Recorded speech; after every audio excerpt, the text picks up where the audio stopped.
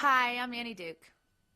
Because the relative strength of your hand is so dependent on your position at the table, it only stands to reason that you should be playing the strongest hands possible when you decide to play from the worst possible positions on the table.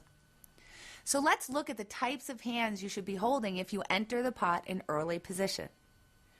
As we mentioned earlier, the problem with entering a pot from early position is that you don't have a lot of information to work with. Obviously, you know what cards you're holding, but you have no idea what kinds of hands the players behind you may be holding. So before you opt to put money into the pot with 6 or 7 players left to act behind you, you should be confident that your hand is strong enough that you would call a raise with it if someone had raised in front of you, or that the hand is strong enough that you could re-raise with it for value. Ideally, we are looking to play only premium and very solid hands, like pairs that are above 7s, ace-king and ace-queen, and perhaps ace-jack suited when we're in early position.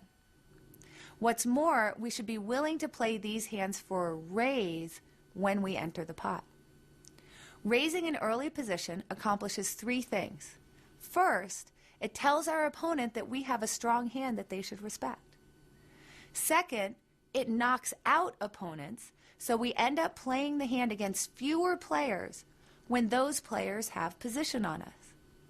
And third, it gives us the lead in the hand, meaning that players with more marginal hands are less likely to raise us before the flop and are more likely to fold to us if we continuation bet after the flop. In the earliest stages of the tournament, when your opponents tend to be playing looser, you really shouldn't be playing anything more than the strongest range of these hands in early position.